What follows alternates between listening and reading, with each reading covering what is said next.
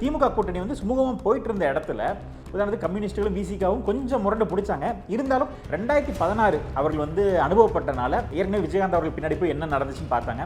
அதனால மீண்டும் வந்து இன்னொரு விஜயகாந்த் பின்னாடி போய் பண்ணுற மாதிரி விஜய் பின்னாடி போக வேண்டாம்னு தெளிவாயிட்டாங்க. ஏன்னா அதிகமாக காங்கிரஸ் சீட்டு வாங்கும் பொழுதெல்லாம் அவர்களுக்கு சிக்கல் ஏற்படுது. திமுகவுக்கு சாதகமாக ஒரு தலைவரை போட்டிருக்காங்க, மாநில தலைவராக அல்லு பெருந்தகை அவர்கள் வந்து இன்னைக்கு காங்கிரஸுக்காக அவர் வேலை செய்யல, திமுகவுக்கு ஒரு கிளை கழகமாக செயல்படுறார். பிறந்தநாள் வாழ்த்து சொல்லும் போது பிரதர்ன்ற வார்த்தையை ராகுல் காந்தி தவிர்க்கிறார், அதுக்கு தேங்க்ஸ் சொல்லும் போது பிரதர்ன்ற வார்த்தையை ஸ்டாலின் அவர்கள் தவிர்க்கிறார். அப்படின்ற போது தொகுதி பங்கீட்டையும் தாண்டி வேற ஏதோ ஒரு கோபம் இருவருக்கும் இடையில் இருக்கிறதா, இரு கட்சிகளுக்கும் இடையில் இருக்கிறதான்ற டெல்லியில் பாஜகவுக்கு வந்து அடிபணியுது அப்படிங்கிற குற்றச்சாட்டு திமுக மேலே இருக்குது. அதாவது அதிமுக வந்து நேரடியாக அடிமையாக இருக்குது, திமுக வந்து மறைமுகமாக அடிமையாக இருக்குது. அப்போ அது கிட்டத்தட்ட உண்மைதான்.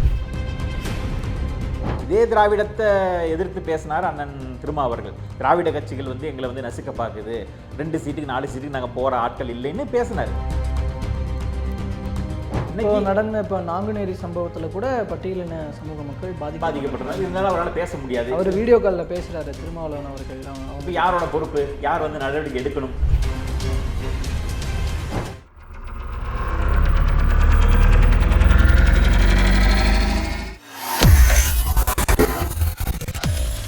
வேலை வேண்டுமா?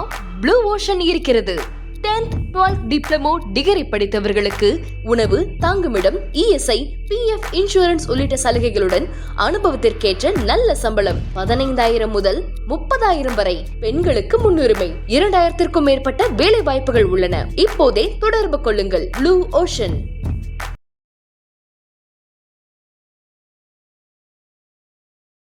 தமிழ் நேயர்கள் அனைவருக்கும் அன்பு வணக்கம். இன்றைய சிறப்பு நேர்காணலில் நம்மோடு இணைந்திருக்கிறார் அரசியல் விமர்சகர் திரு ரஞ்சித் குமார் அவர்கள். அவரிடம் தற்போது முக்கியமான பேசுபொருளாக இருக்கிற கூட்டணி விவகாரங்கள், தேர்தலையொட்டிய கூட்டணி விவகாரங்கள் தொடர்பாக பேச இருக்கிறோம். பேசலாம். வணக்கம் சார். வணக்கங்க. நல்லா இருக்கீங்களா? நலமா இருக்கேன். நீங்கள் எப்படி இருக்கீங்க?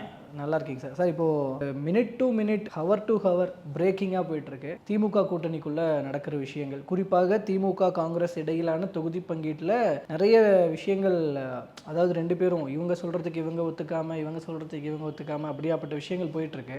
இதில் என்ன நடந்துக்கிட்டு இருக்குன்னு நீங்கள் பார்க்குறீங்க? நிச்சயமாக தேர்தல்னாலே பரபரப்பு பஞ்சம் இருக்காது. அதுலேயும் நம்ம குறிப்பாக எப்பயுமே சொல்கிற ஒரு விஷயம், அரசியலில் ஒரு நாளுங்கிறதே மிகப்பெரிய நேரம். 24 hours is too much time in பாலிடிக்ஸுங்கிறது வழக்கமாக நம்ம சொல்லக்கூடிய விஷயம். என்ன வேணால் நடக்கும், தூங்கி எழும்பொழுது எது வேணால் மாறி இருக்கும் அப்படிங்கிறது நம்ம பலமுறை பார்த்துருக்கோம். அதிரடிகளுக்கு பேர் போனது அரசியல் களம் பொறுத்தளவுக்கு. இந்த தேர்தலை பொறுத்தளவுக்கு திமுக அதிமுக கூட்டணி வந்து ஓரளவுக்கு ஃபார்ம் ஆயிடுச்சு. அதாவது அதிமுக பக்கம் பாஜக போயிட்டாங்க, அவர்களோட சில கட்சிகள். திமுக கூட்டணி இன்டாக்டாக இருந்து தொடர்ந்து வந்து பல தேர்தலில் சந்திச்சுட்டு இருந்தாங்க. அதனால் இந்த கூட்டணி பற்றி பெரிய ஒரு சலசலப்பு சர்ச்சை இல்லாமல் போயிட்டு இருந்துச்சு அப்படிங்கிறத பார்க்குறோம். ஒரு செட்டில் ஆகிட்டாங்க, கிளியராக இருந்த மாதிரி இருந்துச்சு. ஆனால் இப்போ வந்து அது ஒரு பரபரப்பும் ஒரு சுவாரஸ்யமும் கைகூடி இருக்கு அப்படிங்கிறத பார்க்குறோம். குறிப்பாக அதிமுக பாஜக ஒரு ஆண்டுக்கு முன்னாடியே வந்து செட்டில் ஆகிட்டாங்க. ஏன்னா ரொம்ப எதிரும் புதிருமாக இருந்தாங்க. ஒரு தலைமை மாற்றம்லாம் ஏற்பட்டு ஒரு செட்டில்மெண்ட் ஆகிட்டு அவங்க கலப்பணி ஆரம்பிச்சிட்டாங்க. அதே மாதிரி சில கட்சிகள் வந்து சேர்ந்தாங்க, ஒரு செட்டில்மெண்ட்டில் போய்கிட்டு இருக்காங்க. இன்னும் சீட்டு பேரம் அப்படிங்கிறது தான் அங்கே ஒரு இருக்கக்கூடிய சிக்கல். அது திமுக கூட்டணி வந்து சுமூகமாக போயிட்டு இருந்த இடத்துல விஜயோட வருகை வந்து மிகப்பெரிய ஒரு தாக்கத்தை ஏற்படுத்திருக்கு அப்படிங்கிறத பார்க்கலாம். உதாரணத்துக்கு கம்யூனிஸ்டுகளும் பிசிகாவும் கொஞ்சம் முரண்டு பிடிச்சாங்க. இருந்தாலும் 2016 அவர்கள் வந்து அனுபவப்பட்டனால ஏற்கனவே விஜயகாந்த் அவர்கள் பின்னாடி போய் என்ன நடந்துச்சுன்னு பார்த்தாங்க. அதனால மீண்டும் வந்து இன்னொரு விஜயகாந்த் பின்னாடி போய் பண்ணுற மாதிரி விஜய் பின்னாடி போக வேண்டாம்னு தெளிவாயிட்டாங்க. அதனால திமுகவோட இணக்கமாக போயிட்டாங்க அப்படிங்கிறத பார்க்குறோம். காங்கிரஸை பொறுத்தளவுக்கு இதுதான் நேரம். ஏன்னா காங்கிரஸ் வந்து ஒரு மேஜர் பார்ட்னர். திமுகவில் மிகப்பெரிய கூட்டணின்னு காட்டுறாங்க. அதாவது எண்ணிக்கையின் அடிப்படையில் கிட்டத்தட்ட நிறைய கட்சிகள் வச்சிருக்காங்க. சிறுபான்மையர் கட்சியில் இஸ்லாமிய கட்சியே 10-15 வச்சிருக்காங்க. எல்லாரும் யாரெல்லாம் கட்சி ஆரம்பிக்கிறாங்களோ எல்லாரையும் திமுக உள்ள சேர்த்திக்குது அப்படிங்கிறத பார்த்தோம். அதே நேரத்தில் மேஜர் பார்ட்னர் பார்த்தோம்னா காங்கிரஸ் மட்டும்தான் மிகப்பெரிய ஒரு வாக்கு வங்கி வச்சிருக்காங்க அப்படிங்கிறத பார்க்குறோம். அதனால காங்கிரஸ் வந்து பார்கெயின் பண்றாங்க, எங்களுக்கு அதிகமாக வேணும் அப்படிங்கிறது. இது வந்து காலங்காலமாக நடக்கிறது தான். காங்கிரஸ் வந்து கடந்த காலங்களிலுமே இதே மாதிரி வந்து அதிக எண்ணிக்கையில் கிட்டத்தட்ட இதே திமுக கிட்ட சரிபாதி சீட்டு வாங்கினாங்க அப்படிங்கிறது பார்க்குறோம். கிட்டத்தட்ட பாதி சீட்டை வாங்கி போட்டி போட்ட வரலாறும் நமக்கு தெரியும். அதனால தான் இங்கே திமுக காங்கிரஸ் தோத்து எம்ஜிஆர் அவர்கள் மீண்டும் வந்தார். 1980 நினைக்கிறேன். 1980 நாடாளுமன்ற தேர்தலில் மிகப்பெரிய ஒரு வெற்றி பெறுது திமுக காங்கிரஸ் கூட்டணி. எம்ஜிஆர் அவர்களுக்கு ஒரு பெரிய படுதோல்வி ஏற்படுது. ஆனால் அதற்கப்புறமே அது நடக்கிற அதே தேர்தலில் சட்டமன்றத்தில் திமுக காங்கிரஸ் படுதோல்வி அடையுது. அப்போ வந்து சீட் இதை தான் நம்ம திரும்ப பல முறை சொல்லியிருக்கோம். ஏன்னா அதிகமாக காங்கிரஸ் சீட்டு வாங்கும் பொழுதுலாம் அவர்களுக்கு சிக்கல் ஏற்படுதுன்னு. 2011 சமீபத்தில் 2011 நம்ம பார்த்தோம். 63 வாங்கி கடைசியில் 5 சீட்டு வாங்கினாங்க அப்படிங்கிறத பார்க்குறோம். பீகார்லையும் கூட பார்த்தோம். பீகார்லையுமே கிட்டத்தட்ட 60 சீட்டுக்கு மேலே வாங்கினாங்க, 6 சீட்டு தான் ஜெயிச்சாங்க. அது ரொம்ப ஸ்ட்ரைக் ரேட் ரொம்ப புவராக இருக்குது அப்படிங்கிறத பார்க்குறோம். ஸோ தமிழ்நாட்டிலையும் இருந்தாலும் அவர்கள் வந்து போட்டி போடுறாங்க. இல்லை, அப்போ அதிக சீட்டு வாங்கும்போது காங்கிரஸ்னால அந்த அதிக சீட்டை அச்சீவ் பண்ண முடியாத சூழல்ன்றது நிலவுது. அப்படி இருக்கும்போது இல்லை அப்படி தான் ஹிஸ்ட்ரி இருந்திருக்கு, நம்மளுடைய காங்கிரஸ் ஆட்சி காலத்துக்கு பின்பாக இப்படி தான் இருந்திருக்குன்னு தெரிஞ்சதுக்கு அப்புறமும் இந்த எலெக்ஷனில் காங்கிரஸ் வந்து இவ்வளோ முன்முனைப்போட இப்படி கேட்குறாங்க அப்படின்னா பின்னாடி ஏதோ ஒரு நம்பிக்கை ஏதோ ஒன்று இருக்கும்ல. எந்த நம்பிக்கையின் அடிப்படையில் ராகுல் காந்தி இந்த மூவ் பண்ணுறாரு? குறிப்பாக பார்த்தோம்னா தமிழகத்தில் அவர்கள் வந்து வலுவாக இருக்கிறதா யோசிக்கிறாங்க. திமுக காங்கிரஸ் வந்து வெற்றி பெற்றும் அப்படிங்கிறது அவர்களோட ஒரு யூகமாக இருக்குது. ஏன்னா இங்கே அதிமுக பாஜக கூட்டணியை விட திமுக காங்கிரஸுக்கு ஒரு பெரிய ஆதரவு இருக்குது அப்படிங்கிறத, தென்னிந்தியாவில் காங்கிரஸுக்கு ஒரு ஆதரவு இருக்குது அப்படிங்கிறத பார்க்குறாங்க. திமுக அதிமுக சேரும் பொழுது, திமுக காங்கிரஸ் சேரும் பொழுது பலம் அப்படின்னு நினைக்கிறாங்க. காங்கிரஸ் அதனால் பார்கெயின் பண்ணுறாங்க. இந்த முறை ஆட்சிக்கு வரதுக்கான வாய்ப்புகள் அதிகமாக இருக்குது, அதனால் கூட சீட்டை வாங்கிடலாம். அப்போ வந்து அவர்களுக்கான ஓட்டு சதவீதம் உயரும். இது வந்து அடுத்தடுத்து வரக்கூடிய தேர்தல்களையும் இவர்கள் இதை காட்டி அடுத்து உத்தரப்பிரதேச தேர்தல் வரப்போகுது, அடுத்த ஆண்டு உத்தரப்பிரதேச தேர்தல் வந்துடும். இப்போ அங்கேயும் வந்து பார்கெயின் பண்ணுறது இது தேவைப்படும். இப்போ பீகாரில் அடி வாங்கியிருந்தாலுமே கூட தமிழகத்தில் அந்த சூழல் இல்லை. பீகாரில் வந்து இருக்கக்கூடிய கூட்டணியில் அந்த கூட்டணி கட்சிகள் மேலேயே விமர்சனம், ஆர்ஜேடி மேலே மக்கள் வெறுப்பு, அதுவே காங்கிரஸுக்கு ஒரு பாதிப்பாக மாறிடுச்சு. அங்கே பிஜேபி கூட்டணி வந்து வலுவாக வந்துடுச்சு. ஸோ அதனால் அவர்கள் அடி வாங்கிட்டாங்க. தமிழகத்தில் இப்போ இது வந்து திமுக கண்டிப்பாக அடுத்த முறை வெல்லுன்ற அந்த நம்பிக்கையின் அடிப்படையில் கேட்குறதாக நீங்கள் சொல்கிறீங்க. ஆனால் இங்கே நிறைய ஆன்டி இன்கம்பன்சி இருக்குது. நீங்கள் செஞ்ச தப்புகளுக்கெல்லாம் நாங்கள் அதுக்கான சுமையை நாங்கள் சுமக்க வேண்டியிருக்குன்னு இங்கே இருக்கிற காங்கிரஸ்குள்ளே இருக்கிறவங்களே சொல்லிட்டு இருக்காங்க. அப்போ அதையும் காங்கிரஸ் ஒத்துக்க தான் செய்யுது. அப்படி இருக்கும்போது திமுக கூட இருப்பாங்க அப்படிங்கிற முடிவுக்கு நம்ம வந்துட முடியுமா? அதாவது எது லாபமானது அப்படின்னு பார்க்கும்பொழுது காங்கிரஸுக்கு திமுக தான் லாபம். ஏன்னா டிவிகேக்கு வந்து என்ன அப்படிங்கிறது தெரியாது. இப்போ டிவிகேயோட போகலாங்கிற ஒரு பேச்சு இருந்தாலுமே கூட அதோட ரிசல்ட் என்னவா இருக்கும் அப்படிங்கிறது தெரிஞ்ச வழியை விட தெரியாத வழி வந்து ரிஸ்க் அதிகம். அதனால் தெரிஞ்ச வழியிலே போயிடுவோம், இது நீளமாக இருந்தாலும் கூட பரவாயில்ல, ஷார்ட்கட்டோட நேர்பாதை வந்து சரியாக இருக்கும்னு யோசிக்கிறாங்க அப்படின்னு பார்க்க வேண்டியதாக இருக்குது. ஏன்னா உதாரணத்துக்கு இப்போ பார்த்தீங்கன்னு டிவிக்கே அதிகமாக சீட்டு கொடுக்கலாம், ஆனால் அது வெற்றியாக மாறுமா, கன்வெர்ட் ஆகுமா அப்படிங்கிறது கேள்விக்குறி. ஓட்டு பர்சன்டேஜ் உயரலாம். அதனால் கட்சிக்கு நேரடியாக என்ன பலன் அப்படிங்கிற பார்த்தோம்னா திமுக ஆட்சி அதிகாரத்துக்கு வந்துட்டா அவர்களோட கூட்டணியில் இருந்து ஏதாவது ஒரு வாய்ப்பு இருக்கும். அதனால தான் அதிகாரத்தில் பங்கு கேட்டு தொடர்ந்து நெருக்கடி கொடுக்குறாங்க. அதிகமான சீட் எதுக்காக கேட்குறாங்கன்னா அதிகமான எம்எல்ஏக்கள் இருக்கும்போது ஒருவேளை தொங்கு சட்டசபை உருவாகலாம். ஏன்னா நீங்கள் சொன்ன மாதிரி ஆன்டி இன்கம்பன்சி ஒரு ஃபேக்டராக இருக்கனால திமுகவுக்கு ஒருவேளை வாய்ப்பே கிடைச்சாலும் அது வந்து 2006 மாதிரி ஒரு வந்து மைனாரிட்டி கவர்மெண்ட் உருவாக வாய்ப்பு இருக்குது. அப்போ அதிகமான எம்எல்ஏக்கள் இருந்தால் திமுகவை கழுத்து பிடிச்சி நெரிக்கலாம் அப்படிங்கிறது தான் காங்கிரஸோட எண்ணமாக இருக்குது. அதனால தான் அதிகமான ஒரு பார்கெனிங் வைக்கிறாங்க. 40 ஆரம்பிச்சா தான் ஒரு 30க்காவது வந்து செட்டில் ஆகும். ஏன்னா குறைச்சிடக்கூடாது அப்படிங்கிறது காங்கிரஸ் யோசிக்கிறாங்க. கடந்த முறையோட இந்த முறை இன்னும் குறைச்சிடக்கூடாது அப்படிங்கிற ஒரு எண்ணத்தில் காங்கிரஸ் வந்து எடுத்ததுமே அதிகமாக ஆரம்பிக்கிறாங்கன்னு பார்க்கலாம். ஆனால் இதில் ஒரு தொகுதிகளை அதிகம் கேட்டு பெறுவது, அதிகார பகிர்வு பெற வேண்டும்ன்ற அந்த புள்ளியில் இருந்து தான் திமுகவும் காங்கிரஸும் ராகுலும் ஸ்டாலினும் பேசிக்கிறாங்களா இல்லை அதை தாண்டி வேற ஏதோ ஒரு விஷயம் இருக்கான்ற ஒரு கேள்வியை சமீபத்திய சில நகர்வுகள் காட்டுது. பிறந்த நாள் வாழ்த்து சொல்லும் போது பிரதர்ன்ற வார்த்தையை ராகுல் காந்தி தவிர்க்கிறார், அதுக்கு தேங்க்ஸ் சொல்லும் போது பிரதர்ன்ற வார்த்தையை ஸ்டாலின் அவர்கள் தவிர்க்கிறார். அப்படின்ற போது தொகுதி பங்கீட்டையும் தாண்டி வேற ஏதோ ஒரு கோபம் இருவருக்கும் இடையில் இருக்கிறதா, இரு கட்சிகளுக்கும் இடையில் இருக்கிறதா?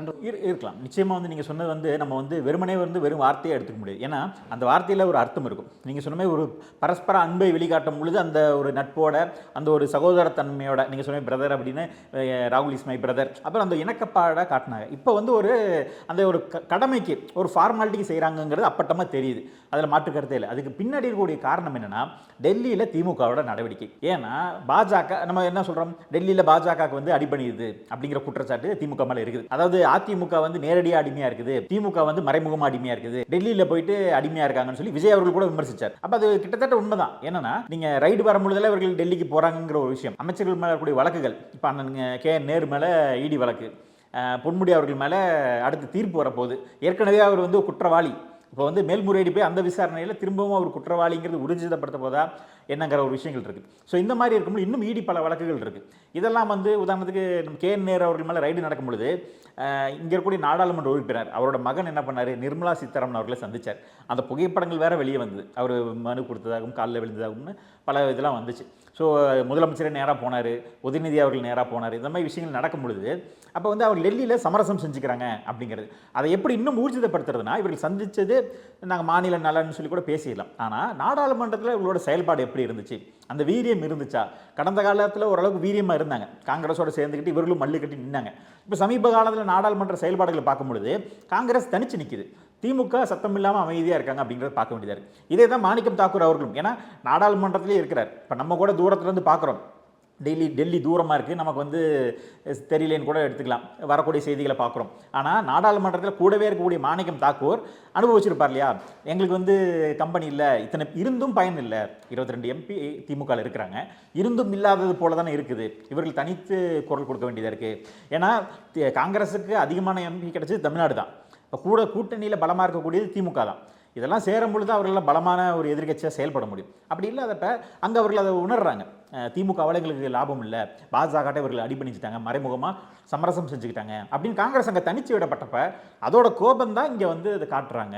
அப்போ சட்டமன்றத்தில் ஒரு நெருக்கடி கொடுக்குறாங்க, இதுதான் யதார்த்தமான உண்மை, வேற ஒன்றும் இல்லை. அதிகமான சீட்டு வாங்குறதுங்கிறத விட திமுகவுக்கு ஒரு நெருக்கடியை கொடுக்குறாங்க அப்படிங்கிறத நம்ம பார்க்க வேண்டியதாக இருக்குது. இப்போ வந்து ராகுல் காந்தி அவர்கள் பாஜக மீதான கோபத்தினுடைய ஒரு சிறு பகுதி தான் இப்போ திமுக மேலேயும் இருக்குது அப்படின்னு எடுத்துக்கலாம். நிச்சயமாக அதுதான், நம்ம பாஜகவுக்கு இவர்கள் மறைமுகமாக திமுக வந்து ஒரு ஆதரவு குரல் கொடுத்துட்டாங்க. ஏன்னா கடந்த காலங்களில் தீவிரமாக அகில இந்திய அளவில் வந்து ஒருங்கிணைக்கிற விஷயங்கள், ராகுல் காந்தியை முன்னிலைப்படுத்துறது, காங்கிரஸ் கூட்டணி இந்த இந்தியா கூட்டணியை வலுவாக்கணுங்கிற விஷயங்கள், இதெல்லாம் திமுக ரொம்ப வீரியமாக எடுத்துகிட்டு இருந்தாங்க. நம்ம பார்த்தோம் நிறையா வந்து தென்னிந்திய இதெல்லாம் உருவாக்குறோம், அப்புறம் நிறைய விஷயங்கள் எடுத்தார்.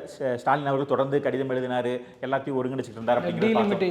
அதுக்கெல்லாம் டீலிமிட்டேஷன் பற்றி தீவிரமாக எடுத்தார். அப்புறம் இந்த சாதிய இடஒதுக்கீடு பிரச்சனைகள், நிறைய விஷயங்கள் எல்லாத்துக்குமே கையெடுத்தார். அப்புறம் பீகார்லாம் கூட போனார். இருந்தாலுமே கூட நாடாளுமன்றத்தில் அவர்களோட செயல்பாடு வந்து கடந்த காலங்களிலேயே பார்த்தோம்னா பாஜக ஆதரவாக ஓட்டு போட்டது, எதிர்ப்பாக ஓட்டு போடாமல் வெளிநடப்பு செஞ்சதுங்கெல்லாம் செஞ்சாலுமே கூட இப்போ குரலே கொடுக்கறது இல்லை, அதாவது அமைதியாயிருச்சு, அந்த மியூட் ஆயிட்டாங்க அப்படிங்கிறது தான் வந்து ராகுல் காந்திக்கு ஒரு மிகப்பெரிய ஒரு வருத்தம். அதே இப்போ காங்கிரஸ் தரப்புல இத்தகைய விஷயங்கள் ஓகே இருக்கு, ஆனா திமுக தரப்பில் பார்க்கும் பொழுது ஒரு தேசிய கட்சியினுடைய ஒரு கூட்டணி நமக்கு தேவை. அண்ட் தமிழ்நாட்டிலேயே வந்து பாஜகவுக்கு எதிரான ஒரு அரசியல் பண்ணுறதுக்கு காங்கிரஸோட கூட்டணி தேவைன்ற ஒரு தேவை திமுகவுக்கு இருக்கும்போது ஏன் திமுகவும் காங்கிரஸோட இத்தனை மல்லு கட்டுகிறது? அதாவது எடுத்ததுமே முதல்வர் ஸ்டாலினும் ஏன் வந்து பிரதர்னு சொல்ல தவிர்க்கிறாரு, ராகுல் கூட ஏன் ஒரு முரண்பட்டு நிற்கிறார்? அதாவது எடுத்ததுமே வந்து சரண்டர் ஆக வேண்டாம். ஏன்னா ஸ்டாலின் அவர்கள் என்ன காட்ட விரும்புகிறார், தன்னை வந்து ஒரு ஆளுமை மிக்க தலைவராக காட்டுறார். நாங்கள் வந்து கூட்டணியை வந்து, அதாவது கலைஞர் அவர்களை மிஞ்சின ஒரு புகழுக்கு சொந்தக்காரர் அப்படின்னு காட்டிட்டு இருக்கார். கூட்டணியை வந்து வலுவாக வச்சிருக்கிறோம், தொடர்ந்து வந்து இந்த கூட்டணியை வந்து சாமர்த்தியமாக கொண்டு போகிறார் அப்படிங்கிறது வந்து எல்லாரும் பாராட்டப்பட்டது. இன்டாக்டாக வச்சுக்கிட்டு இருக்கார் அப்படிங்கிறப்ப அப்போ உடனே சமரசத்துக்கு போனார்னா காங்கிரஸோட அழுத்தத்துக்கு இவர் அடிபணிச்சிட்டார் அப்படிங்கிற ஒரு விஷயம் வரும். அப்போ இவரோட ஆளுமை கேள்விக்குறியாகும். ஏன்னா இந்த விமர்சனத்தை அதிமுக மேலே வைக்கிறாங்க, அதிமுக பாஜக அடிபணிச்சிருச்சு, பாஜக சொல்கிறது தான் அதிமுக கேட்குது அப்படிங்கிறப்ப. ஆனாலும் பார்த்தா எடப்பாடி அவர்கள் வந்து பாஜகவை குறுகிய எண்ணிக்கையிலேயே வந்து சீட்டை கொடுத்து குறைச்சி வச்சிருக்கிறார். உள்ளாட்சியில் வந்து கொடுக்கவே மாட்டேன்ட்டார், நாடாளுமன்றத்தில் வெளியே வந்துட்டார், சட்டமன்றத்திலும் 20க்கு அதிகமாக கொடுக்கல. அப்போ இந்த முறையும் வந்து அதே குறுகிய எண்ணிக்கையில் தான் வைக்க பார்க்குறாரு. அப்போ அவரோட ஆளுமையை இவர் காட்டிக்கிட்டு இருக்காரு. அப்படிங்கிறப்ப இவர் கேட்குறதெல்லாம் அள்ளி கொடுத்தாருன்னா அந்த இடத்துல இவரோட பிம்பம் உடஞ்சிரும் இல்லையா, தன்னோட ஆளுமை வந்து கேள்விக்குறியாயிரும். அதாவது வெற்றி தோல்வியை தாண்டி, வழக்குகளை தாண்டி, மத்திய அரசோட அழுத்தத்தையும் தாண்டி எடப்பாடி அவர்கள் வந்து பாஜகவுக்கு கம்மியான எண்ணிக்கையில் சீட்டு கொடுக்குறாரு. ஆனால் எந்த ஒரு அழுத்தமும் இல்லாதப்பயே திமுக வந்து அள்ளி கொடுக்குதே அப்படிங்கிற விமர்சனம் வரும். ஏன்னா 2011 63 சீட்டு கொடுத்ததுக்காக வந்து நமக்கு தெரியும், ரைடு வச்சு மிரட்டி அடிபணி வச்சு வாங்கிட்டாங்க. அந்த பேர் வந்துடக்கூடாது, கேட்குற சீட்டெல்லாம் அள்ளி கொடுத்தோம்னா எல்லாரும் கேட்க ஆரம்பிச்சிருவாங்க. இப்போ ஏற்கனவே விசிகா வந்து கடந்த காலங்களே இரட்டை இலக்கில் நின்னாங்க. அப்போ இவர்கள் இப்போ வந்து 6 சீட்டு தான் நிற்குது. இப்போ திரும்ப அவர்களும் வந்து எங்களுக்கு இரட்டை இலக்கில் வேணும்பாங்க, இப்பயும் கேட்டுக்கிட்டு இருக்காங்க. இருந்தாலுமே கூட காங்கிரஸ் கொடுத்துட்டா எல்லாருமே கேட்க ஆரம்பிச்சிருவாங்க.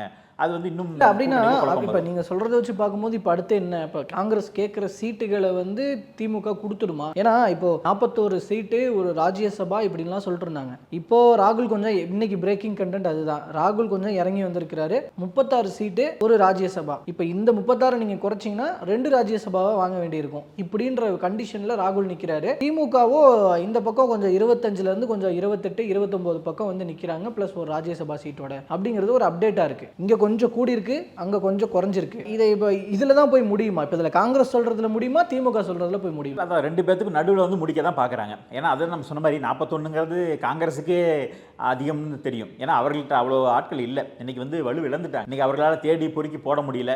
ஏன்னா ஏற்கனவே காங்கிரஸில் பல துண்டுகளாக கிடக்குது. இன்னைக்கு வந்து வலுவான ஒரு ஆளுமை மிக்க தலைவர்கள் இல்லை அப்படிங்கிறத பார்க்குறோம். திமுகவுக்கு சாதகமாக ஒரு தலைவராக போட்டிருக்காங்க, மாநில தலைவராக செல்வ பெருந்தகை அவர்கள் வந்து காங்கிரஸோட தலைவர் இல்லை. அவர் ஏற்கனவே பல கட்சியிலேருந்து மாறி வந்திருந்தாலுமே கூட தவிர இன்னைக்கு காங்கிரஸுக்காக அவர் வேலை செய்யல. திமுகவுக்கு ஒரு கிளை கழகமாக செயல்படுறார். காங்கிரஸுங்கிறது திமுகவோட மகளிர் அணி, மாணவர் அணி மாதிரி ஒரு காங்கிரஸ் அணி அப்படின்னு தான் சொல்லலாம். அந்த அளவுக்கு தான் செயல்பட்டு இருக்காங்க. இப்ப தேர்தல் நேரத்தில் தான் திடீர்னு வந்து அவர்கள் தனி கட்சிங்கிறதே சுதாரிச்சு கூட இருக்க சில பேர், அதில் யாருன்னா எம்பிக்கள், சீட்டு கிடைக்காதவர்கள் தான் வந்து இந்த கழகத்தை உருவாக்குறாங்க. ஏன்னா அவர்களுக்கு நேரடியாக இந்த தேர்தலில் லாபம் இல்லை. இப்போ மாணிக்கம் தாக்கூருக்கு இன்னைக்கு எந்த பிரச்சனையும் இல்லை.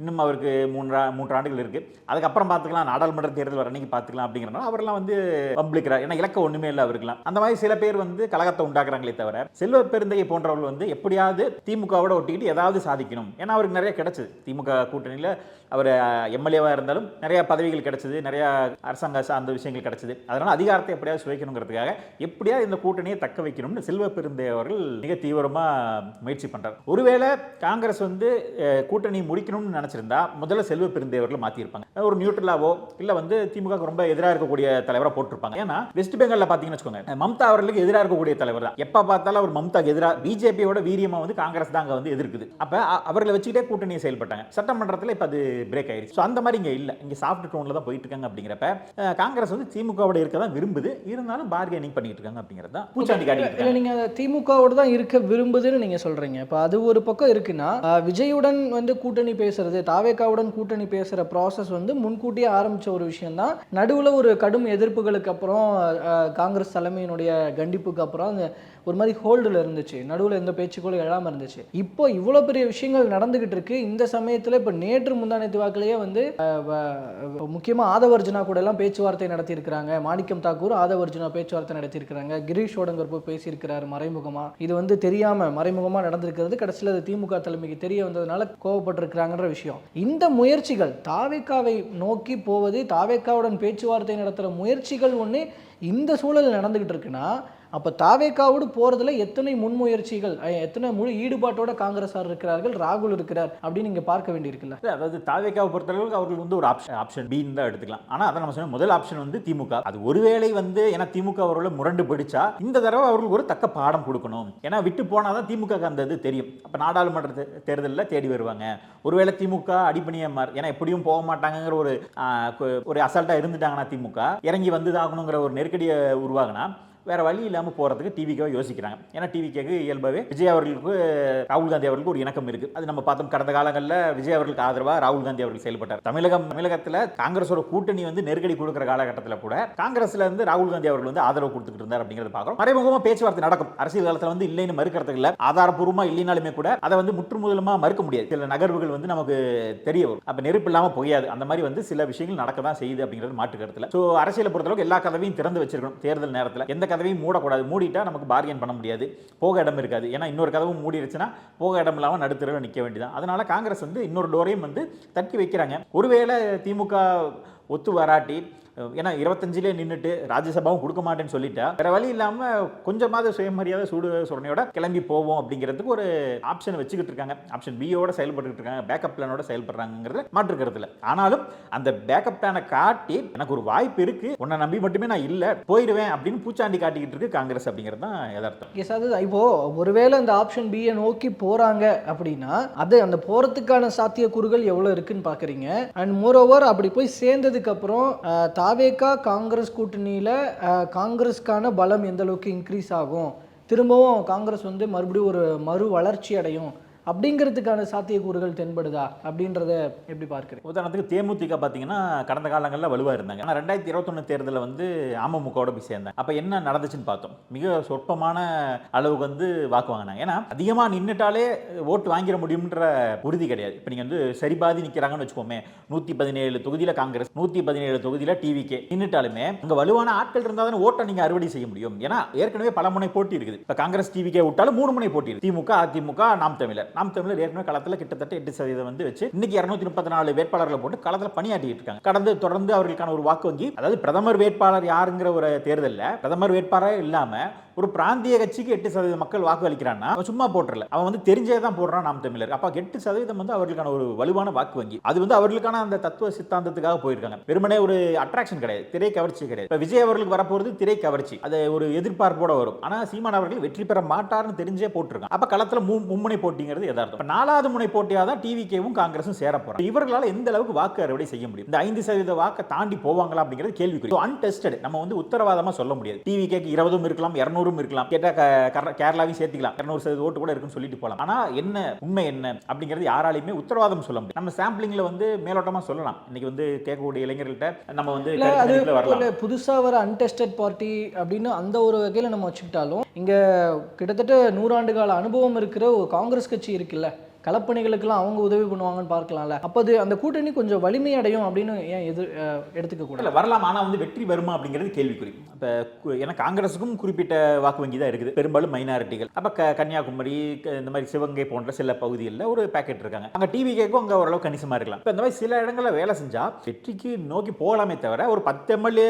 உருவானாலே பெரிய விஷயம். கணிசமான ஒரு ஓட்டு வாங்கலாம். அண்ணன் சீமான் அவர்களும் இவர்களும் வந்து ஒரு ஓட்டு வங்கி உருவாக்கலாமே தவிர வெற்றிங்கிறது கேள்விக்குறி தான். எம்எல்ஏக்கள் உருவாகலாங்களே அப்படின்னு தெரியாது. ஆனா திமுகவோட போனா வலுவா கண்டிப்பா ஜெயிக்கலாம். ஏன்னா ஏற்கனவே 25க்கு 17 எடுத்திருக்காங்க. இன்னும் அதை இன்னொரு 10 சீட்டு கேட்கணும், இன்னொரு 5 சீட்டு ஜெயிக்கிறதுக்கான வாய்ப்புகள் அதிகமா இருக்கு. பிளஸ் ராஜ்யசபா கேட்கலாம். ஏன்னா ஏற்கனவே இவர்களோட 17 எம்எல்ஏ இருக்கனால இவர்கள் வந்து கேட்கறதுக்கு உரிமை இருக்கு.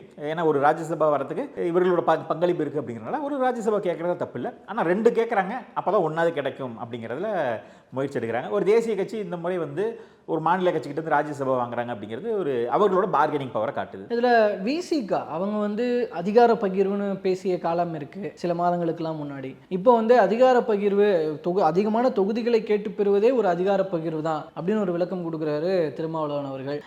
இப்போ அங்கீகரிக்கப்பட்ட ஒரு தேர்தல் கட்சியாக இருக்கிறோன்ற வகையில் நாங்கள் அதுக்கு அந்த பலத்துக்கேற்ற தொகுதிகளை எதிர்பார்க்கிறோம், சீட்டை எதிர்பார்க்கிறோம் அப்படிங்கிறாங்க. இங்க விசிகா திமுக இடையிலான அந்த பேச்சுவார்த்தை, திமுக இந்த மாதிரியான கோரிக்கைகளை வார்த்தைகளை விசிகா கிட்ட இருந்து வரதை எப்படி பார்க்குது? விசிகா எதிர்பார்க்கும் தொகுதிகள் எவ்வளோ அது கிடைச்சிருமா? இல்லை விசிகா பொறுத்தளவுக்கு 12 சீட் எதிர்பார்க்குறாங்க. ஏன்னா போன முறை 6 இருந்தாங்க, 6ல் 4 ஜெயிச்சாங்க. ஸோ அவங்களோட ஸ்ட்ரைக் ரேட் அதிகமாக இருக்கனால இந்த முறை 12 வாங்கி ஒரு 10 ஜெயிக்கணும் அப்படிங்கிறது அவர்களுக்கு இலக்காக இருக்குது. இரட்டை இலக்கில் சீட்டு வாங்கணும், இரட்டை இலக்கில் வெற்றி பெறணும் அப்படின்னு நினைக்கிறாங்க. கடந்த காலங்களிலே அம்மையார் ஜெயலலிதா அவர்கள்ட்டையும் கலைஞர் கருணாநிதி அவர்கள்ட்டையுமே இரட்டை இலக்கில் வாங்கியிருக்காங்க. அப்படிங்கிறப்ப அதே ஏதாவது திரும்ப கேட்குறாங்க. ஏன்னா குறைஞ்சிக்கிட்டே போகிறோம், கூடணும் அப்படிங்கிறத எதிர்பார்க்குறாங்க. அவர்களை பொறுத்தளவுக்கு ஏற்கனவே 2016 நம்ம சொன்ன மாதிரி சூடுபட்டுட்டாங்க. தனிச்சு போய் எந்த ஒரு பயனுமே இல்லை, அதனால எந்த ஒரு லாபமும் இல்லைங்கிறது தெரியும். ஒரு அதிகாரத்தில் இருந்தால் தான் கட்சியை அடுத்த கட்டத்துக்கு கொண்டு போக முடியும் அப்படிங்கிறனால பெரும்பாலும் திமுகவோட இணக்கமாக போகிறாங்க. அதிமுகவோட போக முடியாமல் ஒரு நெருக்கடியில் இருக்காங்க. ஆனாலும் அதை பாஜக சரியாக கையாண்டா அவருக்கு தேவையானதை கொடுத்தா நிச்சயமா வந்து கூட்டணியில் கொண்டு போகலாம். ஆனால் அதுக்கான முயற்சி எடுக்கிற மாதிரி தெரியல விசிகாவை. அதிமுக பாஜக கூட்டணியில், ஏன்னா பாஜக எவ்வளவு கொடுத்தாலும் அது வர மாட்டாங்க. இல்லை அதுதான் சொல்றாங்க, அரசியல் களத்தில் வந்து எதுவுமே வந்து சாத்தியம் இல்லைன்னு சொல்லவே முடியாது. ஏன்னா அப்படி போனா இங்க திருமாவளவன் அவர்கள் மீதான ஒரு பார்வையில் இருக்கிறதே வந்து என்னானாலும் அவர் அந்த கொள்கை பிடிப்போட இருக்கிறாரு அப்படிங்கிற ஒரு விஷயம். அப்ப அதுல வந்து இங்க பாமகவும் பாஜகவும் இருக்கிற கூட்டணியில கண்டிப்பா இருக்க மாட்டோம். அந்த ஒரு கண்டிஷன்னால தானே ராமதாஸ் பாமகவே உள்ள கொண்டு வர முடியாம போச்சு. ஸோ அப்படி இருக்கிற ஒருத்தர் அதிமுக பாஜக கூட்டணி அது வாய்ப்பு இருக்கு, என்ன வேணா நடக்கலாங்கிறதுக்காக அந்த பாயிண்ட் பேசலாம். பட் விசிகா பாயிண்ட் ஆஃப் வியூல இருந்து அது பார்க்கும்போது கண்டிப்பா அது நடக்கவே நடக்காதுன்னு தான் எடுத்துக்கணும். அப்படி நடந்தா அது விசிகாவுக்கு பெரிய டிராபேக் ஆயிடும். இந்த தேர்தலில் போகிறதுக்கான வாய்ப்புகள் குறைவு. ஆனா நம்ம அந்த நீங்க சொன்ன மாதிரி ஒரு பாயிண்ட் இருக்கு, அதாவது எதுவும் சாத்தியம் அப்படிங்கிறதுல கடந்த கால வரலாறு பார்க்கும்பொழுது 2001 இதே திமுக கூட்டணியில பாஜக இருந்தாங்க. அவர்கள் இந்த பக்கம் இருக்கும்போது நாங்க அவரோட கூட்டணியில, நாங்க இந்த பக்கம் திமுகவோட கூட்டணின்னு பேசினாங்க. எல்லாமே நடந்தது. பாபர் மசூதி இடிக்கப்பட்டது, 2002 கலவரங்கள் நடக்குது, எல்லாமே இருந்தப்பையும் அதே இடத்துல இவர்கள் அமைதியா இருந்தாங்க அப்படிங்கிறத பார்க்கிறோம். அதனால வந்து சாத்தியம் இல்லைன்னு சொல்லிட முடியாது. நம்ம என்னன்னா பாஜக அதுக்கான முயற்சி எடுத்த மாதிரி தெரியல. உதாரணத்துக்கு ராம்தாஸ் அத்வாலே அவர்களுக்கு வந்து ஒரு மத்திய அமைச்சர் கொடுத்து ராஜ்யசபா கொடுத்து அவரை வந்து தக்க வச்சிருக்காங்க. அவரும் வந்து ஒரு பெரிய தலித் லீடர், அகில இந்திய அளவில் அவர்கள் செய்ய முடிஞ்சது. பீகார்ல இருக்கிறாங்க. இந்த மாதிரி இருக்கும் பொழுது தமிழகத்தில் அதுக்கான முயற்சி எடுத்திருந்தா அண்ணனை மத்திய அமைச்சராக்கி அவருக்கு கட்சிக்கு ஒரு வளர்ச்சி எல்லாம் கொடுத்திருந்தாங்கன்னா ஒருவேளை போகலாம். ஏன் சொல்றோம்னா இதே திராவிடத்தை எதிர்த்து பேசினார் அண்ணன் திருமா அவர்கள். திராவிட கட்சிகள் வந்து எங்களை வந்து நசுக்க பார்க்குது, 2 சீட்டுக்கு 4 சீட்டுக்கு நாங்கள் போகிற ஆட்கள் இல்லைன்னு பேசினார். பேசிட்டு அதே கூட்டணியில் போனார். 2016 எந்த லாபமும் இல்லாதனால திமுகவில் போயிட்டு அவர் கமக்கமாக போயிட்டாரு. இன்னைக்கு அங்கேயும் ஒரு நெருடலோட தான் இருக்கிறார். தேங்காய் வயல் போன்ற சம்பவங்கள் இன்னைக்கும் வந்து விசிகாவுக்கு வந்து கொடிக்கம்பம் நட முடியல. விசிகாவினரை வந்து அரசு அதிகாரிகள் வந்து அடக்குமுறைக்கு ஆளாக்குறாங்கன்னு இப்பயும் விமர்சிச்சிருக்காரு. சமீபத்தில் கூட என்ன சொல்றாரு, எங்க ஒரு பிரச்சனை நடந்தாலும் விசிகாவினரை வந்து காவல்துறையும் அதிகாரிகளும் ஒடுக்குறாங்க. அதாவது அரசு பகிரங்கமா குற்றம் சாட்ட முடியல, நேரடியாக திமுக விமர்சிக்க முடியல. ஆனால் அதிகாரிகள் வந்து அடக்குமுறை கையாளுறாங்க அப்படிங்கிறாங்க. அந்த அதிகாரிகள் யார் கட்டுப்பாட்டில் இருக்கிறாங்க? இவர்கள் கூட்டணி இருக்கக்கூடிய திமுக கையில் தான் இருக்கிறாங்க. ஆனால் ஏன் வந்து பகிரங்கமாக சொல்ல முடியல? வேற வழி இல்லை. இன்னைக்கு நடந்த இப்போ நாங்குநேரி சம்பவத்தில் கூட பட்டியலின சமூக மக்கள் பாதிக்கப்பட்டிருந்தாங்க. இருந்தாலும் அவரால் பேச முடியாது. அவர் வீடியோ காலில் பேசுறாரு திருமாவளவன் அவர்கள். யாரோட பொறுப்பு? யார் வந்து நடவடிக்கை எடுக்கணும்? அதுதான் இங்கே பிரச்சனை. ஆனால் அவரால் பேச முடியல. இன்னைக்கு இருக்கிறது சரி, இந்த கூட்டணியில் போயிடுவோம், அதிமுக பாஜக போனால் லாபம் இல்லை அப்படின்னு அவர் யோசிக்கிறாரு. அங்கே போ நீங்கள் சொன்னது தான், அங்கே போனால் இருக்கிறதும் போயிருமோ அப்படிங்கிற ஒரு அச்சமும் பயமும் இருக்குது. அதுக்கு ஒரு வலுவான ஒரு ஏதாவது உத்தரவாதம் கிடைச்சா, நம்ம சொன்ன மாதிரி ஒரு ராஜ்யசபா எம்பி, ஒரு மத்திய இணையமைச்சர் அப்படின்னா நிச்சயமாக போகிறதுக்கான வாய்ப்புகள் இருக்குது. இல்லை மாட்டேன்னு சொல்லுவாங்க. அப்போ திமுகவோட எதுக்காக இருக்காங்க? இவ்வளோ விமர்சனங்களுக்கு மத்தியில் ஏன் திமுகவோட இருக்கணும் கேட்டால் பாஜகவை வீழ்த்துவது மட்டுமே குறிக்கோள் அப்படிங்கிறாங்க. கட்சியை வளர்த்துறது தாந்தம்ங்கிறது சமரசம் பண்ணிக்கிறாங்கன்னு தானே அர்த்தம். திராவிடம் வந்து எங்களை இல்ல அப்படி இருந்தாலும் கூட இங்க திமுக கூட்டணியில கான்ஸ்டன்டா இருக்கிற விசிகா இயர் பை இயர் அவங்களோட ஓட் பர்சன்டேஜ் இன்க்ரீஸ் ஆயிட்டு தானே வருது. அதான் அதுக்கான முயற்சி எடுப்பாங்க. இந்த தடவை வந்து அவர்கள் அதிகமான சீட்டுகளை கேட்க வாய்ப்புகள் இருக்கு. ஆனால் பாஜகவை காட்டி இவ்வளவுதான் அப்படின்னு சொல்லி திமுக முடக்கிறதுக்கான வாய்ப்புகள் தான் அதிகமாக இருக்கு. ஆனால் பரவாயில்ல, திமுக வந்து பாராட்டலாம். பொது தொகுதி கொடுத்துருக்காங்க, அதுலேயே மன்னன் திருமாவர்கள் வெற்றி பெற்று வந்திருக்காருங்கிறது மாற்றுக்கிறதுல. இன்னும் அவர் வந்து தேசிய அரசியலுக்கு போகணும் அப்படிங்கிறது பாஜக முயற்சி எடுத்தால் நடக்கலாம். எதுவும் சாத்தியம், பொறுத்திருந்து பார்ப்போம். இனி வருங்காலங்களில் இந்த தேர்தலில் எந்த அளவுக்கு சாத்தியம்னு தெரியல. பின்வரும் தேர்தல்களையாவது பாஜக அந்த வியூகத்தை கையாண்டா ராம்தாஸ் அத்வாலே மாதிரி ஒரு முயற்சி எடுப்பாங்களான்னு பொறுத்திருந்து பார்ப்போம். அதளவுக்கு அண்ணனை வந்து டெல்லி கவனிக்குதான்னு பார்ப்போம். பொறுத்திருந்து பார்ப்போம் சார் என்ன நடக்க போகுது அப்படிங்கிறது. பல்வேறு தகவல்களை கருத்துக்களை பகிர்ந்து கொண்டமைக்கு ரொம்ப நன்றி. நன்றிங்க.